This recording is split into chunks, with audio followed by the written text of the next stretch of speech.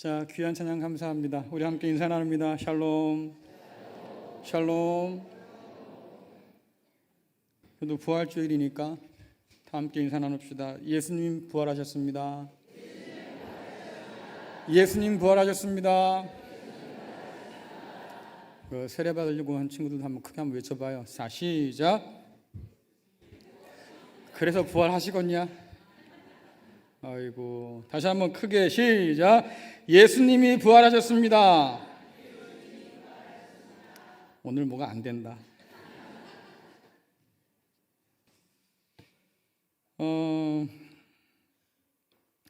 어제 드디어 교회 마당 벚꽃 하나가 딱 폈어요.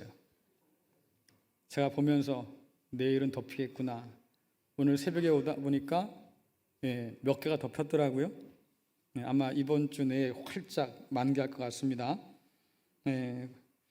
겨우내 마른 가지에 물이 올라서 꽃을 피운다. 야, 참 생명 대단하다. 겨울에는 그 가지가 정말 바싹 말라서요 툭툭 부러지거든요. 거센 바람에도 부러지기도 하고. 근데 봄이 되면 물이 오르고 살아나서 꽃이 피어요. 대단하죠. 그게 생명력이라고 하는 것 같은데, 더불어서 오늘 부활절 강단을 장식한 이 꽃꽂이는 그런 의미에서 좀 뜻깊습니다. 작년 부활주일 강단 꽃꽂이를 보시고 권천 권사님께서 그런 이야기를 하셨어요.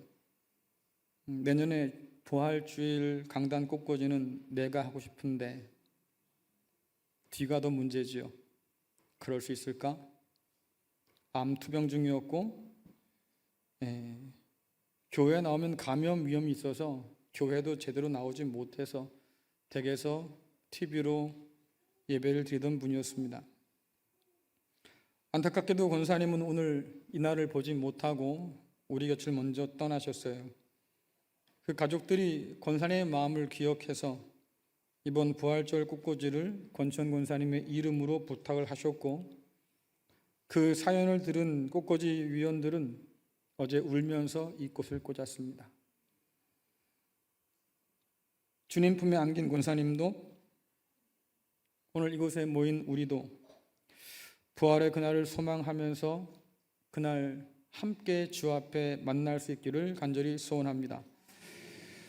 요즘 TV 교양 프로그램에 자주 출연하는 물리학자가 한 명 있습니다. 김상옥 교수라고 하는데, 이분께서 글도 좀 쓰시고요, 책도 좀 내셨고 또 강연도 많이 하시는데 그런 얘기 한 것을 제가 들었어요. 우주는 죽음으로 가득하며 이것이 본래 우주의 모습이다. 그는 죽음이 오히려 보편적인 일이라고 얘기하지요. 그리고 우리가 지금 누리는 이 생명, 이것이 예외적인 일이고 기적 같은 일이다 라고 얘기해요. 우리가 생명으로 가득 찬 이 지구에 살기 때문에 산 좋고 물 좋은 양평에서 하늘만 봐도 새들이 날아다니고, 강만 봐도 말입니다, 물고기가 헤엄쳐 다니고, 온 곳에 꽃이 나무가 가득하니까 야, 생명으로 충만하구나 라고 생각하겠지만, 그러나 전 우주로 볼 때는 오히려 죽음이 더 일반적이고 보편적이다 라고 하는 거예요.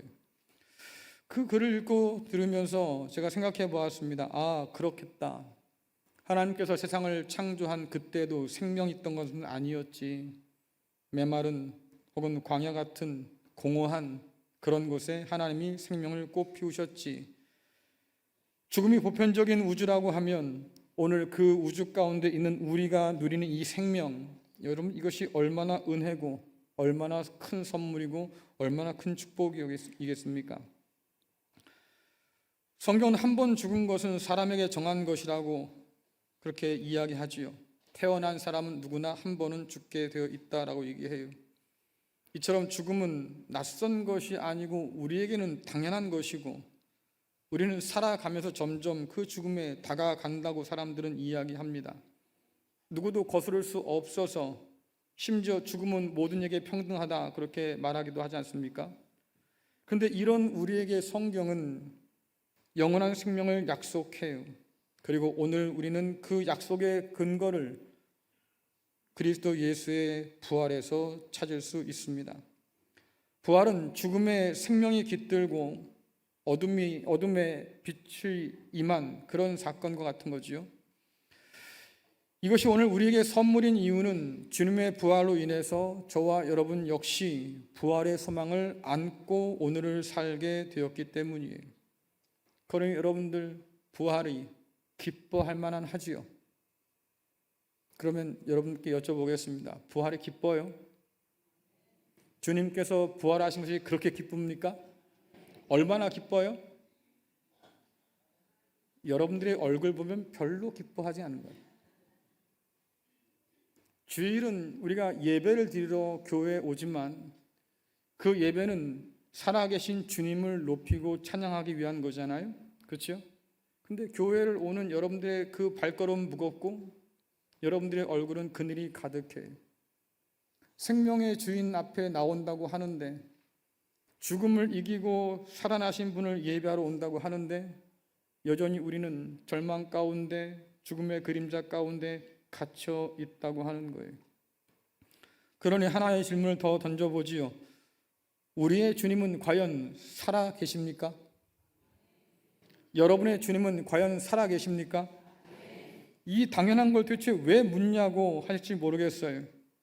저도 묻고 싶어 묻는 게 아니에요. 갈 길 바쁜 사람인데. 하지만 부활의 첫 소식을 들었던 사람들에게 예수님의 부활은 저와 여러분이 생각하는 것처럼 그렇게 당연한 것이 아니었어요. 오히려 믿을 수 없는 일이었지요. 오늘 말씀에도 보듯이 정말로 그들이 예수님의 부활을 믿었다고 하면 주님의 시신을 다시 하기 위해서 장례용품을 가지고 주님 무덤을 찾을 이유는 없잖아요. 복음서는 부활의 첫 증인이 예수님의 무덤을 찾은 여제자들이라고 얘기하고, 그들은 안식 후 첫날, 다시 말해서 오늘 같은 주일날 이른 아침 새벽에 예수님 무덤을 찾았다고 그렇게 성경은 기록합니다. 예수님의 장례는 안식일 전에 서둘러 마쳐야 했기 때문에 몇 시간 남지 않은 상황 속에서 장례를 하다 보니까 예수님 시신을 제대로 수습하지를 못했어요. 일단 장례를 지내고 난 다음에 안식일 지나고 다시 예수님의 시신을 좀 수습해야겠다 싶어서 그들이 동굴 무덤에 일단 예수님을 두었지요.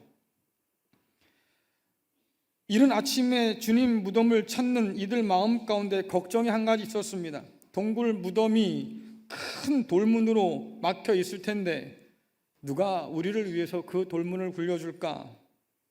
걱정하고 염려하면서도 뾰족한 대책은 없는데 그 대책 없이 지금 주님 무덤을 향해 가는 거예요. 왜? 그만큼 주님을 향한 마음이 컸기 때문이에요. 두렵고 떨리는 마음으로 예수님의 무덤을 찾았는데 이상한 장면이 눈에 보이지요. 막혀 있어야 할 그 돌문이 이미 굴려져 있어요. 여러분들, 무덤이 입을 열고 있으면 이게 참 공포 아니겠습니까? 머리카락이 쭈뼛 설 만큼 공포스러운 일인데, 그러니 무서워서 도망칠 만도 하잖아요. 제가 어릴 때 전설의 고향이 꼭 수요일날 했어요. 그것도 저희 아버지 어머니가 수요 예배를 가면 항상 그 시간에 전설의 고향 했습니다. 그럼 저와 제 동생은 숙제를 맞춰놓고 이제 그것을 보려고 담요를 하나 준비하지요. 둘이 나란히 앉아가지고 TV 보면서 무서운 장면이 있으면 뒤집어 쓰려고.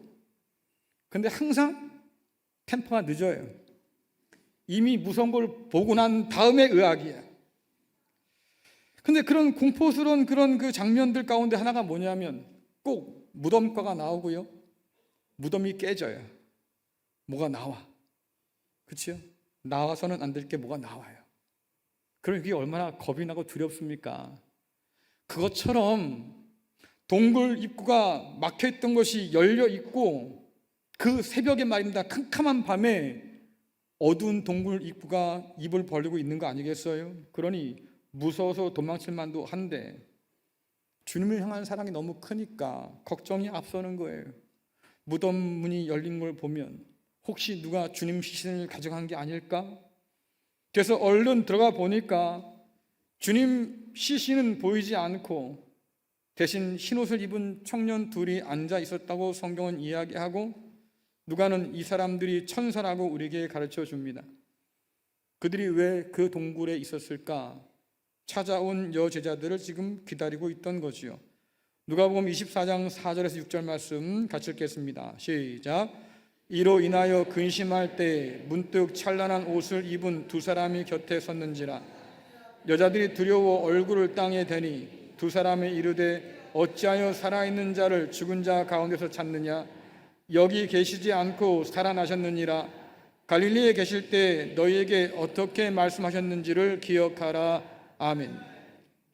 무덤에 왔으니 시신 찾아보는 건 당연한 일일 텐데 왜 천사는 산자를 죽은 자 가운데서 찾냐고 책망했을까? 사실은 상상하지 못했던 일이 벌어졌다고 말하고 있는 거예요. 예수님의 제자들은 주님이 죽었다고 말하고 천사들은 주님이 지금 살았다고 말하니 여러분 둘 중에 누가 옳을까요? 여자 제자들은 확신을 가지고 말할 수 있는 근거가 분명히 있었어요. 왜?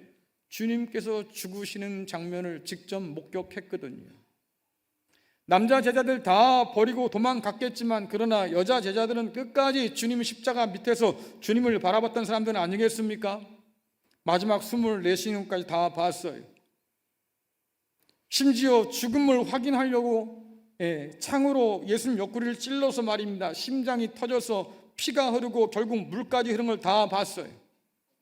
그뿐 아니라 그들의 손으로 장사를 지내서 동굴 무덤 가운데 집어넣는 것까지 다 똑똑히 봤다고요. 그러니 예수님은 죽은 게 분명했어요. 뿐만 아니라 이제까지 수많은 사람들이 십자가에 못 박혀 죽는 것을 봤는데 그렇게 비참하게 끔찍하게 죽음을 맞이한 그들 가운데서 다시 살아났다는 말을 들은 적이 없어요. 그러니 예수님의 장례를 친히 다 감당했고 이제까지 죽은 사람 가운데 산 사람을 만난 적이 없으니 그들이 경험적으로 깨닫는 게 뭐겠습니까? 지금 주님은 무덤에 죽은 자와 함께 있어야 마땅하다 그 말이에요. 누가복음은 제자들의 부활의 소식을 믿지 못했다는 사실을 계속해서 이어서 우리에게 전해주고 있습니다. 무덤이 비었다는 소리를 듣고 베드로와 다른 제자들이 달려오지요. 그리고 무덤을 한번 둘러봐요. 정말 예수님 시신이 없는데 그러면 그 다음 뭔가를 생각해야 되지 않겠습니까? 정말로 예수님이 살아났을까? 그러면 예수님이 그전 했던 말들 한번 떠올려 봐야지요. 근데 전혀 그런 게 없어요. 허튼 소리로 알았다 되어 있습니다.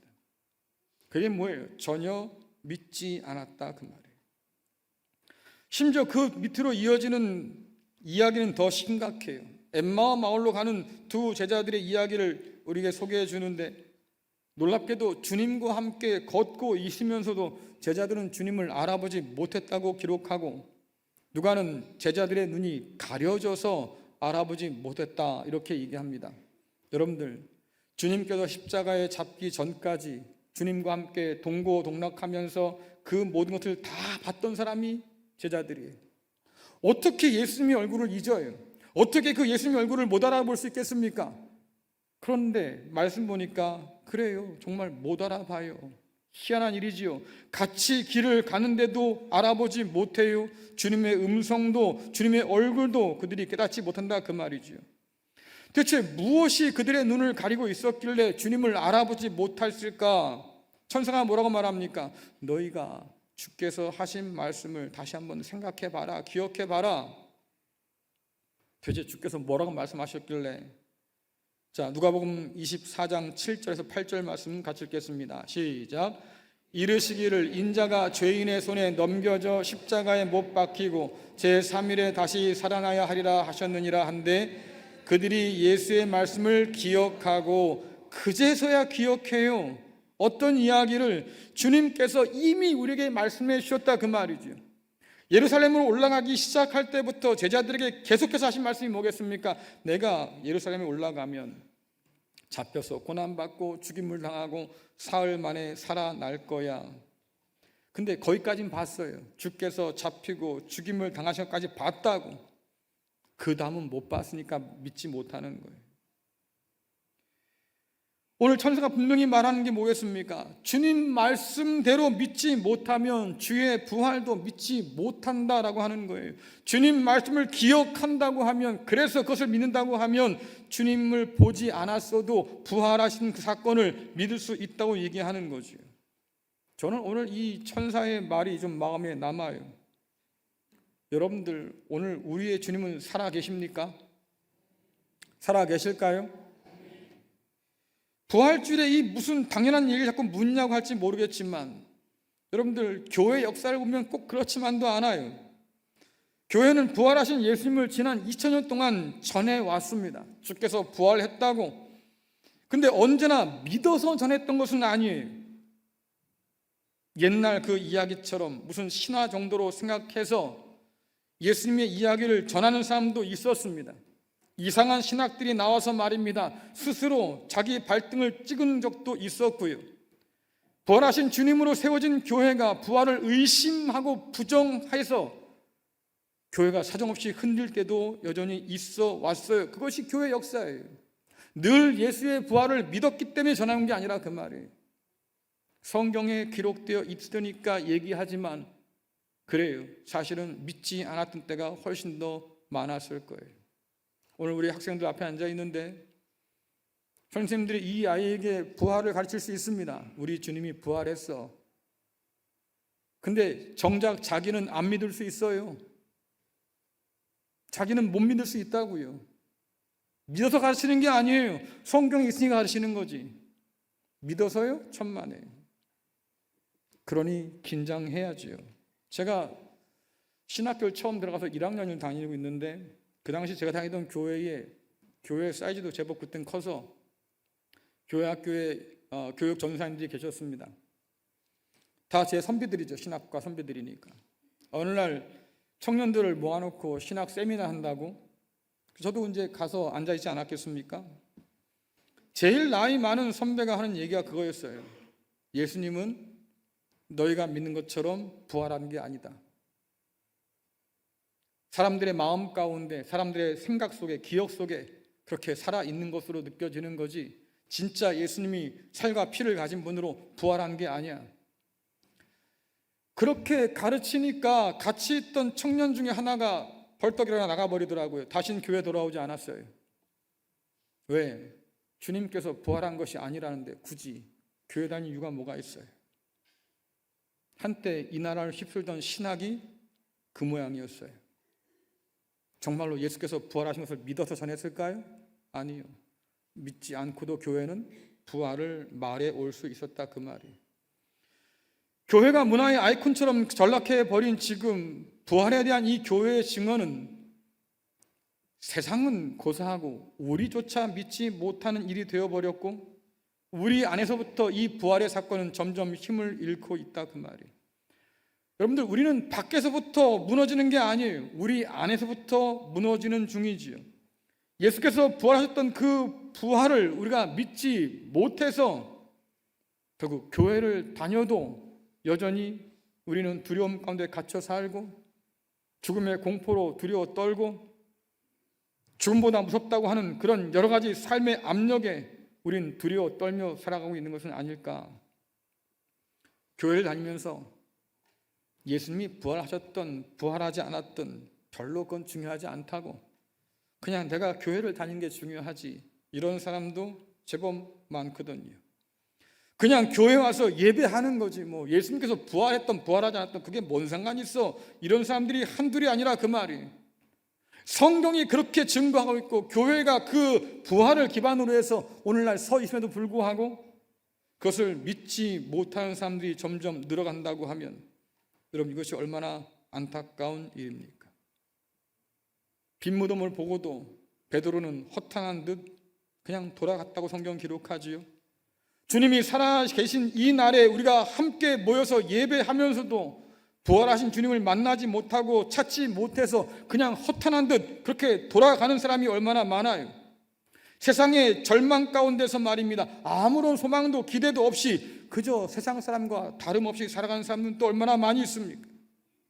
무덤을 찾은 여인들처럼 우리 주님 보이지 않는다고, 왜 우리 주님 시신이 어디 갔냐고 천사는 말합니다. 왜 산 자를 죽은 자 안에서 찾느냐라고 하는데 여전히 우리는 무덤을 배회하는 여자처럼 그렇게 울고 있는 것은 아닐까?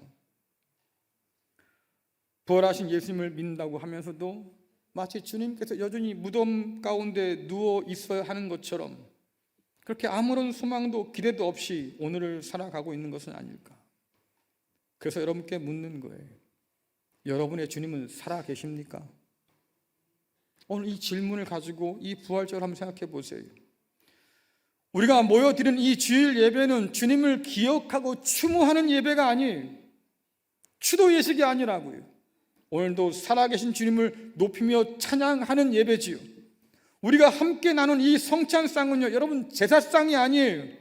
살아계신 주님과 함께 나눌 그 천국 잔치를 오늘 여기서 미리 맛보는 자리이기도 하고, 우리에게 살과 피를 나누신 그 주님의 생명을 다시 나누어 받는 그런 복된 자리가 오늘 이 성찬상이에요. 그러므로 이 성찬 앞에 이 예배 가운데 모인 여러분께 물을 수밖에 없는 거지요. 여러분의 주님은 살아계십니까? 오늘 여러분은 그 주님을 살아계신 분으로 믿고 의지하며 삽니까? 부활하신 주님 만난 후에 제자들은 땅끝까지 이르러서 복음을 전한 일에 목숨을 다 바쳤습니다. 그렇게 부름받고 보냄받은 제자 가운데서 제대로 이 세상 가운데서 온전한 죽음을 맞이한 사람이 한 명도 없어요. 다 순교당했고 고난당했고 핍박받았지요. 초대교회 많은 성도들은 극심한 핍박 중에도 끝까지 믿음을 지키면서 견디고 인내해 왔어요. 제가 성지순례를 가니까요, 바울 순교지가 있더라고요. 제법 멀리 걸어 들어가야 되는데 걸어 들어가는 길 오른편에 작은 그런 건물이 하나 지어져 있었어요. 그리고 계단이 이렇게 있었습니다. 안내하는 분이 이렇게 물어요. 저 계단이 혹시 이름이 뭔지 아십니까? 어떻게 알겠어요 제가? 그래서 저 계단이 이름 뭔데요? 물어보니까 천국의 계단입니다 라고 해요. 왜 천국의 계단일까? 그곳에 예수를 믿던 사람들이 잡혀 있던 거예요. 어느 날 간수가 말입니다. 당신 나와. 그러면 어디로 가겠어요? 그 계단을 걸어 내려와서 그대로 사형장으로 가는 거예요. 근데 그 길의 이름을 그러면 죽음의 계단이라고 말해야 될 텐데 믿는 사람들은 그 계단을 천국의 계단이라고 말해요. 왜?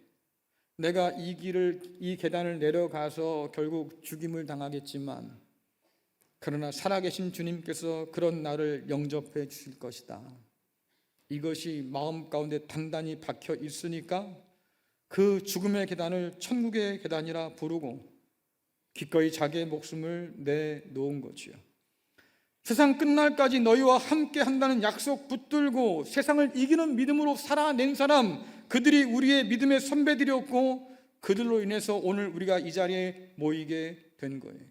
주께서 제자들에게 말씀하셨습니다. 보지 않고 믿는 믿음이 더 복된 거야. 저는 이것이 오늘 우리를 위한 말씀이라고 생각이 돼요. 여러분 가운데 살아계신 예수님 만난 적 있습니까? 그럼 그분과 함께 사진 찍고 저한테 좀 보내주셔요. 아마 없을 거예요. 그렇지요? 없을 거예요. 오늘 우리는 제자들이 전해준 그 부활의 소식, 그 복된 증거를 통해서 오늘도 주께서 살아 계신다고 믿고 그 주님을 예배하기 위해서 이 자리에 모인 거예요. 그래서 부활주일에 살아계신 주님을 만나고 그 음성을 듣고 그 약속을 믿어서 주님 살아계심을 믿는 사람으로 담대히 살아가는 것, 그것이 오늘 우리에게 주어진 몫이지요. 근데 여러분 한번 생각해 보세요. 무덤 동굴 입구처럼 말입니다. 이렇게 어두컴컴한 그곳에 혼자 갇혀서 여러분 울고 있지 않아요? 다가올 날들이 두렵고 떨려서 한숨 쉬고 좌절하고 절망하며 살지 않아요? 세상이 다 힘들다고 합니다. 못 살겠다고 그래요. 야, 세상 참 살기 어렵단다. 앞으로 더 어려워진대. 이런저런 얘기들이 막 들려올 때마다 말입니다. 마음 가운데 근심이 가득하고 염려가 가득하지요. 앞으로 이 세상을 대체 어떻게 살아야 돼? 어쩌면 죽음보다 더 심각한, 더 무거운 절망이 우리를 짓누를 수 있겠어요. 근데 여러분들 한번 생각해 보세요. 그 가운데서 주님은 살아 계실까요? 여러분들이 당하는 고난과 고통과 절망 가운데 오늘 우리 주님은 살아 계실까요? 그냥 주님께서 살아계시 않는다고 하면 그것이 여러분에게 무덤이 될 거예요. 고통이 무덤이 될 거고 거기에 갇혀서 꼼짝하지 못하는 그런 무덤에 갇힌 사람으로 살겠지요. 근데 오늘 우리 주님은 살아계신 분이셔서 모든 무덤을 깨치고 일어나셔서 오늘도 우리의 주가 되신 분인 것을 믿으시기를 간절히 축원합니다.